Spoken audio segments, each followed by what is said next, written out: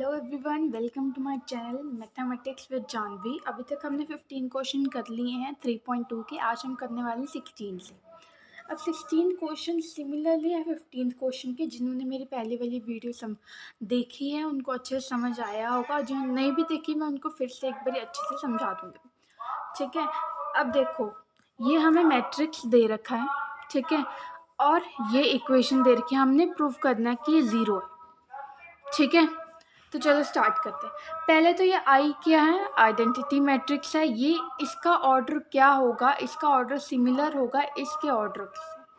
ठीक है, इसका क्या है 3×3, तो इसका भी 3×3 होने वाला। ठीक है, अब ए क्यूब निकालते हैं। देखो बच्चों, ए क्यूब क्या है? ए क्यूब क्या होता है? ए स्क्वायर इंटू ए। तो पहले हमें ए स्क्वायर निकालना पड़ेगा। ठीक है, तो ए स्क्वायर निकालो, दो ए के मैट्रिक्स को आपस में मल्टीप्लाई कर दीजिए।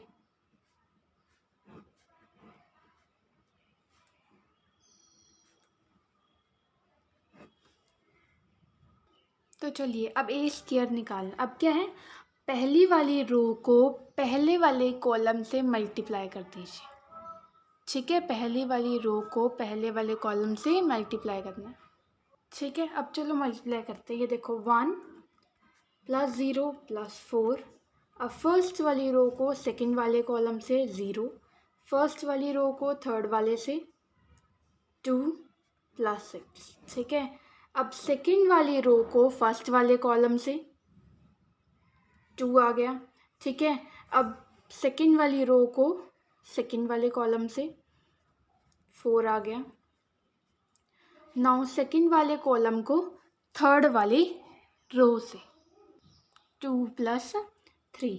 अब थर्ड वाली रो को फर्स्ट वाले कॉलम से कर लो 2 + 6।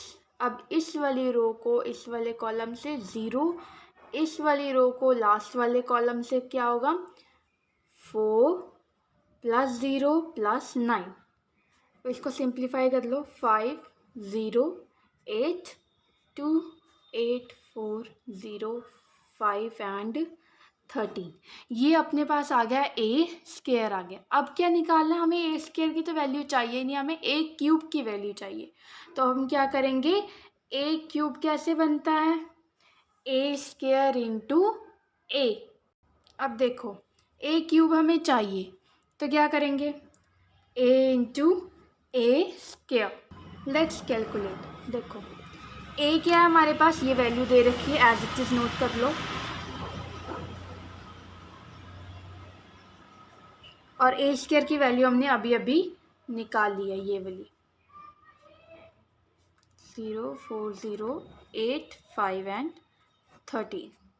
अब इसको मल्टीप्लिकेशन, आपको अच्छे से आप एक्सपर्ट हो अब इस चीज़ में, मल्टीप्लाई कर लीजिए। 5 0 16 0, लास्ट वाले से कर लो 8 0 26। ठीक है, अब इस वाली रो को फर्स्ट वाले से कर लो 4 + 8, ये आ गया अपने पास 8, लास्ट वाले से करोगे तो 10 + 13। अब लास्ट वाली रो को फर्स्ट वाले कॉलम से करो 10 + 24 0, लास्ट वाले से करोगे तो 16 + 0 + 39। ठीक है बच्चों, तो मैंने इसको जस्ट अभी ऐड किया। ठीक है, अब देखो मेरे पास ए क्यूब आ गया है, ये मैंने ए क्यूब की वैल्यू निकाली। चाहिए क्या मुझे, ए क्यूब -6 ए स्क्वायर + 7a + 2i 0, ये मुझे प्रूव करना है। ए क्यूब की वैल्यू डाल दो इधर, 21 12 34 0 8 0 34 23 55। माइनस क्या है 6 × ए स्क्वायर। अब ए स्क्वायर की वैल्यू हमें पता है, 6 मल्टीप्लाई कर दीजिए। अब देखो मैंने यहाँ पर ए क्यूब की वैल्यू डाल दी 6, ए स्क्वायर में 6 मल्टीप्लाई करना है, ठीक है। इसकी वैल्यू आ गई और 7a की वैल्यू ये है और मैंने इसमें प्लस कर दिया 2i। आई मैंने बोला है उसी ऑर्डर का लेना है जिस ऑर्डर का आपको ए दे रखा है, ठीक है। अब इसको हमें सॉल्व करना, देखो 21 minus 30 plus 7 plus 0, 21 minus 30 minus 9 plus 9 कितना हो गया 0, ठीक है। 0 0 0 एंड 0 कितना हो गया 0। 34 माइनस 48 प्लस 14, 14 प्लस 38, 48 48 माइनस 48 0, ठीक है। अब ये देखो 12 माइनस 12 ये भी 0 आ रहा है। 8 माइनस 24 प्लस 14 प्लस 2, ठीक है, ये कितना आ गया 0। 23 माइनस 30 प्लस 7 ये भी आ रहा है 0। 34 माइनस 48 प्लस 14 ये भी आ रहा है 0, ये तो 0 आएगा क्योंकि 0 ही है, ठीक है। 55 माइनस 78 प्लस 21 प्लस 2 कितना आ गया 0। हेंस जो हमें प्रूव करने के लिए दिया हुआ था कि A cube minus 6a square plus 7a plus 2i 0 matrix के इक्वल आ रहा है, हेंस इट इज प्रूव्ड, ठीक है। चलिए अब 17th क्वेश्चन करते हैं। चलो let's start 17th question. 17th में क्या है, ए आपको दे रखा है, आई मैट्रिक्स दे रखा है और आपको बोला है कि ए स्क्वायर इज इक्वल टू के ए माइनस 2a। अब यहाँ पे प्रूव नहीं करना, ये हमें ऑलरेडी गिवन है, हमें ये बताना है कि के की वैल्यू क्या होगी, ठीक है। तो पहले उसके लिए हमें क्या चाहिए, ए स्क्वायर। ए स्क्वायर निकालो, कैसे निकालोगे, 2 बारी ए लिख लीजिए और उसको मल्टीप्लाई कर लो। फर्स्ट रो को पहले वाले 9 माइनस 8 माइनस 6 प्लस 4, 12 माइनस 8। अब इस वाली रो को इस वाले कॉलम से माइनस 8 प्लस 4, सिंप्लीफाई कर लो। 1 4 माइनस 2 माइनस 4, ये हमारे पास आ गया ए स्क्वायर की वैल्यू। अब हमें क्या दे रखा है, के में ए मल्टीप्लाई कर दीजिए, ठीक है। के क्या होगा 3k minus 2k, 4k minus 2k, यही होगा ना, के ए यही होगा। मैंने के को ए में मल्टीप्लाई कर दिया माइनस 2i। अब आई कौन सा लेंगे, ये हमें ऑलरेडी इसमें दे रखा है, वैसे कैसे लेते हैं, जो हमें ए मैट्रिक्स दिया हुआ उसी का ऑर्डर लेते हैं, ठीक है। अब इसमें हम क्या लेंगे, अब 2 मल्टीप्लाई करना है तो 2 मल्टीप्लाई कर दो, ठीक है। अब देखो 3k minus 2 minus 2k, 4k minus 0 minus 2k minus 2, ठीक है। अब देखो 3, अब ये और ये वाला मैट्रिक्स आपस में इक्वल है, मतलब क्या है 3k minus 2 is equals to 1, 3k is equals to 3, के क्या आएगा, k इज इक्वल्स टू 1। तो हमारा आंसर निकल गया, हमारे पास k की वैल्यू आ चुकी है कि k इज इक्वल्स टू 1, ठीक है। अब 18th क्वेश्चन देखो। Now let's start 18th question. 18th में क्या हमें ए मैट्रिक्स दे रखा है, हमें क्या equation I plus A is equal to I minus A, इसे प्रूव करना है, ठीक है। तो पहले जो राइट हैंड साइड है इसको यहाँ पर लिख लेते हैं आई प्लस ए, और मैंने कौन सा बोला, आई क्या होता है आइडेंटिटी मैट्रिक्स, और ये कौन से ऑर्डर का लेते हैं हम, जो हमें ए दे रखा है, ठीक है। आई क्या है हमारे पास 1 0 0 1, इसमें क्या करना है, ऐड करना है ए, ठीक है।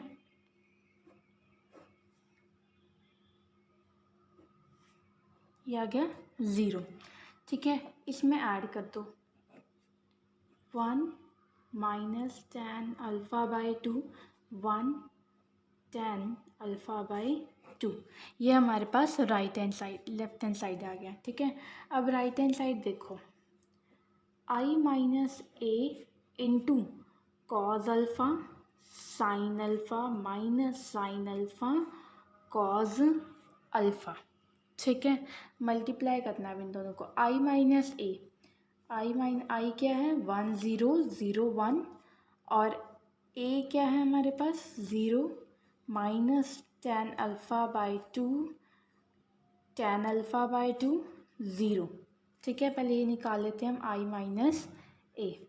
ये क्या होगा 1 माइनस क्या हो गया plus tan alpha by 2 minus tan alpha by 2 1 हो गया। ठीक है, अब इसको मल्टीप्लाई करना है हमने cos alpha minus sine alpha cos alpha से। ठीक है, नाउ लेट्स मल्टीप्लाई। ठीक है, फर्स्ट वाली रो को फर्स्ट वाले कॉलम से मल्टीप्लाई करना है। ठीक है, इसका क्या गया cos alpha plus tan alpha by 2 sine alpha.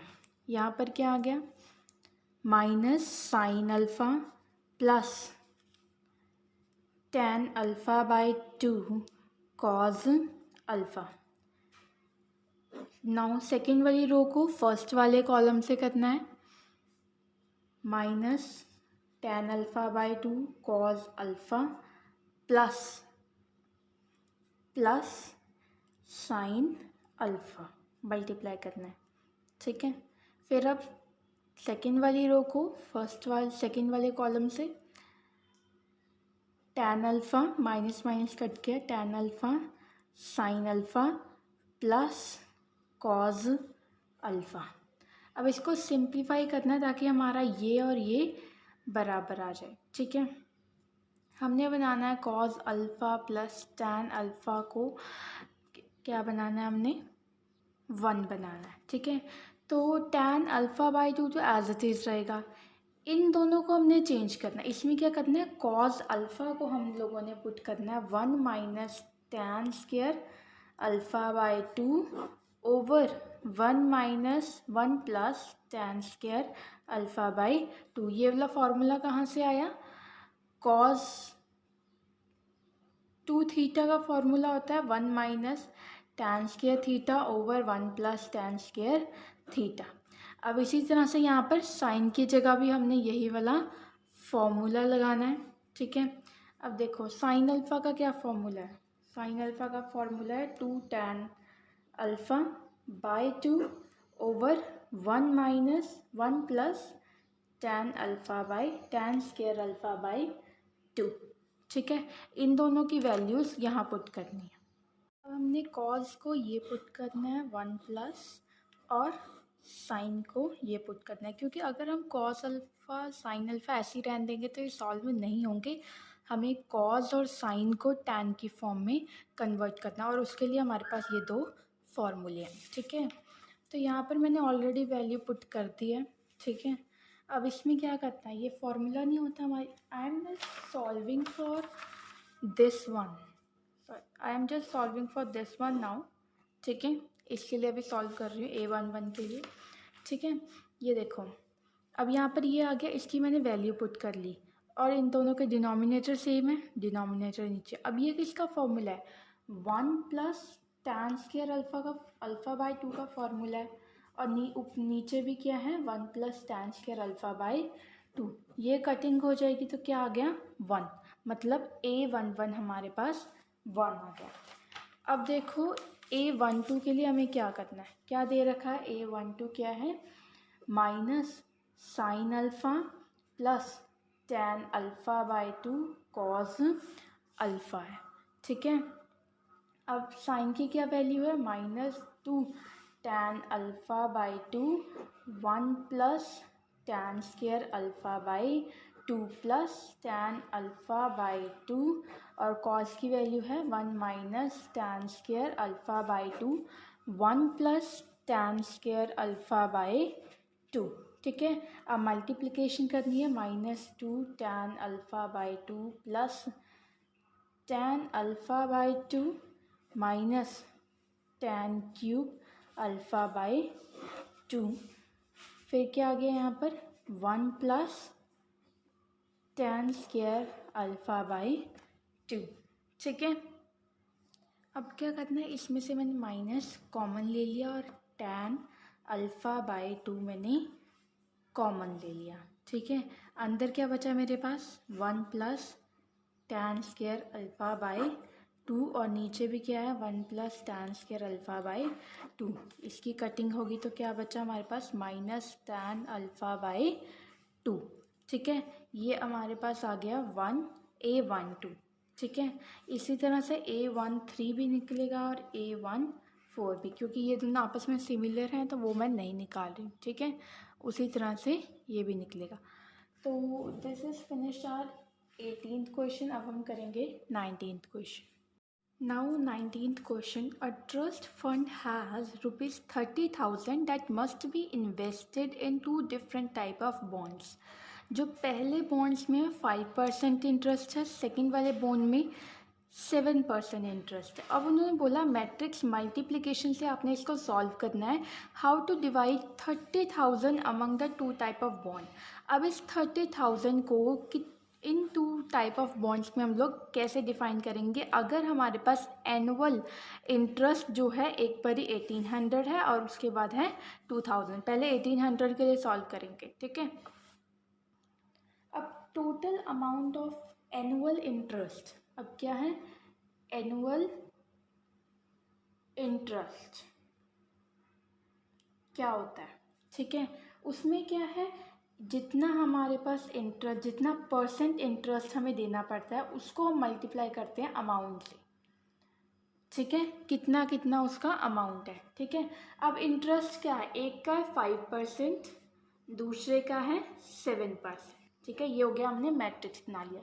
Amount क्या है, एक का क्या है हमारे पास x, हम लेट इट एक x ले लेते हैं और दूसरा लेते हैं 30,000 माइनस x, क्योंकि कुछ ऐसे ही होगा, एक हमने x एज्यूम कर लिया तो दूसरा क्या होगा, टोटल में से उसको माइनस कर देंगे।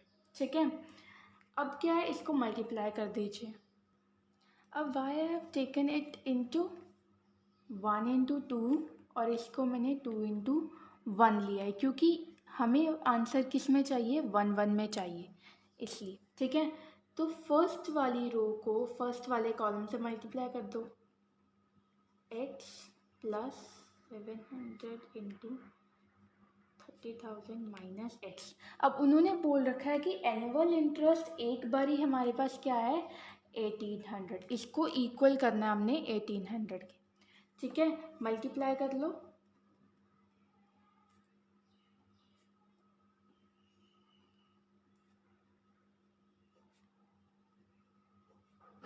ओवर 100, तो यहाँ पर आ गया 1800, 100 उधर मल्टीप्लाई में चला गया,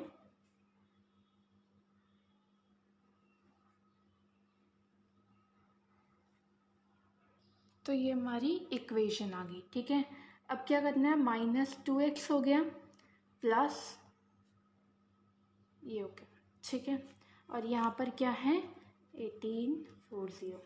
अब क्या है, ये उधर चला गया और वो इधर आ जाएगा। ठीक है, 1 2 3 माइनस 18 1 2 3 4। ठीक है, ये 2x इधर चला गया। अब माइनस करेंगे इसको, 30,000 इज इक्वल्स टू 2x, तो x हमारे पास क्या आ गया, 15,000। अगर हमारे पास एनुअल 1800 है तो x क्या हुआ, 50, मतलब एक उसमें हमें 15,000 इन्वेस्ट करना पड़ेगा और दूसरे कितनी अमाउंट देनी पड़ेगी, 15,000, क्योंकि दोनों बराबर हैं। ठीक है, इसी तरह से आपको बी पार्ट भी सॉल्व करना है, जिसमें हमने टोटल जो एनुअल टोटल इंटरेस्ट है ना, वो कितना लेना है हमें, 2000 लेना है। यहाँ पर हमने 1800 लिया, लेकिन यहाँ पर हमें कितना लेना है, 2000। अगर टोटल एनुअल इंटरेस्ट 2000 है तब x की वैल्यू कितनी होगी और हमें एक उसमें कितना इन्वेस्ट करना पड़ेगा। अब 20th क्वेश्चन देखो। A bookshop of a particular school has 10 dozen chemistry books and 8 dozen physics book. 10 dozen economics books. Their selling prices is rupees 80, rupees 60 and rupees 40 each respectively. ठीक है, एक जो बुक शॉप है of a particular school, उस क्या है, उसमें क्या है, 10 डजन केमिस्ट्री बुक है. 10 डजन मीन्स एक डजन में 12 बुक्स होती हैं, तो 10 डजन मीन्स 120.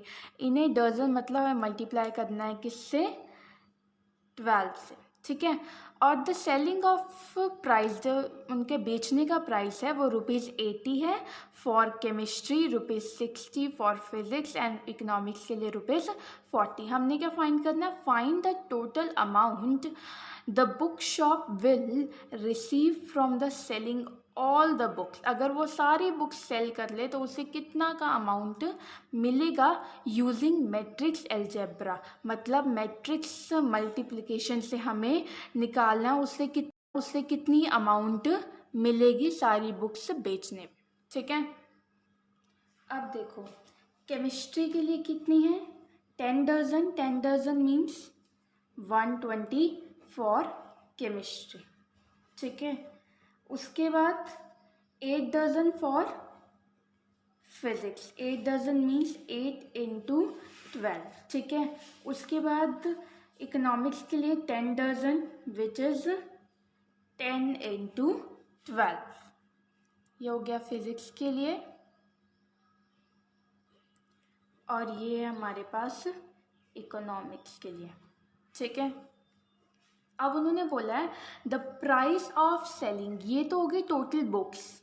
ठीक है, the price of selling of each book is, price of selling each book क्या है, पहले देखो हमें क्या निकालनी है, अमाउंट निकालनी है टोटल, उसे कितने पैसे मिले होंगे. तो जर्नली हम लोग क्या करते हैं, अगर हमने बिना मैट्रिक्स के सॉल्व करना तो जर्नली हम लोग क्या करते हैं, इसको मल्टीप्लाई कर देंगे कि कितने की एक बुक है, उसी प्रकार हमें इसे भी करना है. कैसे करेंगे, बट मैट्रिक्स से करना है क्योंकि हमारा मैट्रिक्स वाला चैप्टर है. तो क्या करूँगी मैं, 120, 96, 120. ठीक है, ये बुक्स होगी, और मुझे कितने में करना है, इसको मल्टीप्लाई करना है और ऐड करना है. तो अगर मैं इसको ऐसे में लिखूंगी तब हो जाएगा मल्टीप्लाई ऐड, और एक सिंगल अमाउंट मेरे पास आ जाएगी. ठीक है, अब क्या लिखूंगी यहाँ पर मैं, 80, 60, 40. देखो यहाँ पर भी ऐसे ही मल्टीप्लाई हो रहा है, इसको इससे कर रहे हैं, इसको इससे कर रहे हैं, इसको इससे कर रहे हैं. समझ आ रही है. अगर हम सिंपली कोई क्वेश्चन सॉल्व करते हैं, हमारे पास टोटल अमाउंट पूछी है, एक बुक का रेट दे रखा है, टोटल बुक्स ये हैं, तो हम क्या करते हैं, मल्टीप्लाई कर देते हैं. इसमें भी हमें ऐसे ही मल्टीप्लाई करना है, और बीच में क्या होगा, एडिशन का साइन. मल्टीप्लाई करना है इसको, multiply by 80 plus 96 multiply by 60 plus 120 multiply by 40. इसे सॉल्व करके इसका आंसर आ जाए. The total answer is 20160. ठीक है, 20th क्वेश्चन भी हो गया. अब 21th क्वेश्चन देखो क्या दे रखा है, हमें दे रखा है कि एक x, y, z, w और p ये तीनों एक मैट्रिक्स है और उनके ऑर्डर दे रखे हैं.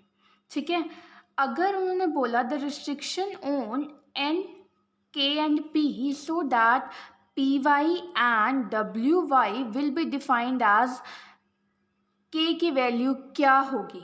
ठीक है, के की वैल्यू निकाली.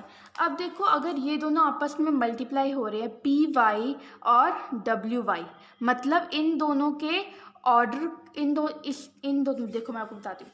अगर मल्टीप्लाई होता है, मल्टीप्लिकेशन में क्या होता है कि अगर दो मैट्रिक्स हैं, ठीक है, देखो एक पी है एक वाई है, दोनों आपस में क्या हो रहे हैं, मल्टीप्लाई हो रहे हैं, और इसका है m1 n1 और इसका है n2 n2. अगर ये दोनों आपस में मल्टीप्लाई हो रही हैं, मतलब क्या है, इसका जो कॉलम है और इसकी रो है ये आपस में इक्वल होते हैं, ये आपस में इक्वल है, मतलब क्या है, n1 is equals to m2. अगर दो मैट्रिक्स आपस में इक्वल है, मतलब पहले वाले के कॉलम और दूसरे वाले की रो आपस में इक्वल होंगे. अब p के हमें क्या दे रखा है, p का देखो क्या दे रखा है, p इंटू के दे रखा है. ठीक है, और दूसरे का क्या है, y का क्या दे रखा है आप लोगों को, 3 इंटू के दे रखा है। इसका मतलब क्या है, k is equals to 3। k किसके इक्वल होना चाहिए, 3 के इक्वल होना चाहिए। ठीक है, वैसे तो इसमें सीधा ही पता लग रहा है, ठीक है, पर p की वैल्यू उन्होंने बोला है k और p दोनों की वैल्यू निकालनी है। ठीक है, k की तो वैल्यू हमें पता लग गई। अब उन्होंने बोला है इस py प्लस wy। अब py का हमने देख लिया, py से हमारे पास k की वैल्यू आ गई। ठीक है, अब wy देखो, w का क्या होगा, देखो w का है हमारे पास n इंटू 3 और y का है 3 इंटू k। ठीक है, अब ये दोनों आपस में क्या होंगे, इक्वल हैं, वो तो दिख ही रहा है इक्वल हैं। मतलब अगर ये दोनों, अब देखो इसका ऑर्डर py का ऑर्डर है p इंटू k, ठीक है, और n इंटू 3 और y का है 3 इंटू k। ठीक है, अब ये दोनों आपस में क्या होंगे, इक्वल हैं, वो तो दिख ही रहा है इक्वल हैं। मतलब अगर ये दोनों, अब देखो इसका ऑर्डर py का ऑर्डर है p इंटू k, ठीक है, और wy का ऑर्डर है n इंटू k। अगर दोनों आपस में मल्टीप्लाई हो रहे हैं मतलब इन दोनों के ऑर्डर सेम है, मतलब इन दोनों का ऑर्डर सेम है। अगर ऑर्डर सेम है मतलब रो इस रो के इक्वल है, कॉलम इस कॉलम के। अब के तो इक्वल हमें जस्टिफाई हो रहा है, के इक्वल है, so p is equals to n। ठीक है, अगर दो आपस में मल्टीप्लाई हो रहे हैं मतलब पहले वाले की कॉलम और दूसरे वाले का रो आपस में इक्वल होंगे। अब उन्होंने बोला p और y को मल्टीप्लाई कर दो, हमने मल्टीप्लाई इसको कर दिया। ठीक है, इससे हमें यह पता लगा k इज इक्वल्स टू 3। फिर उन्होंने बोला wy को भी कर लो, फिर उससे हमारे पास क्या आ गया, इसका ऑर्डर आ गया p इंटू के और इसका ऑर्डर आ गया n इंटू के। अगर ये आपस में ऐड हो रहे हैं मतलब इन दोनों के क्या होंगे, इक्वल, ऑर्डर इक्वल होंगे। ऑर्डर इक्वल है, इससे हमें पता लगा p is equals to n। चलिए अब 22nd क्वेश्चन करते हैं। उन्होंने बोल रखा है if n is equals to p the order of 7x minus 5z क्या होगा। अब देखो x का ऑर्डर क्या है, x का ऑर्डर है 2 इंटू n माइनस z का ऑर्डर क्या है k 2 into p, 2 into p है। ठीक है, अब उन्होंने बोला अगर वो आपस में सब्ट्रैक्ट हो रहे हैं तो इसका ऑर्डर क्या होगा।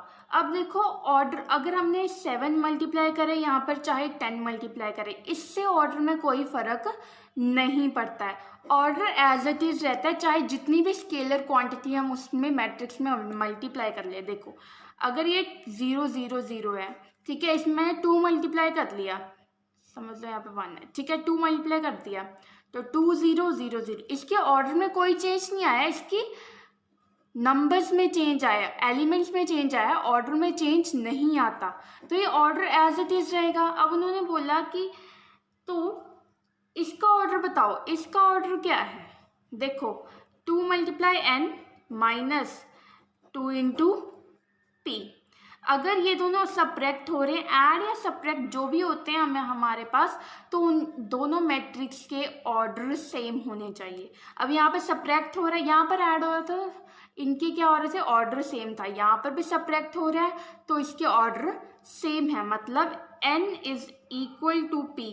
अब उन्होंने n इज इक्वल टू 2, पर उन्होंने ये n की वैल्यू नहीं पूछी, उन्होंने पूछा है कि इस मैट्रिक्स का ऑर्डर क्या है, वो क्या हो गया 2 इंटू n या तो फिर 2 इंटू p, ऑर्डर सेम रहता है।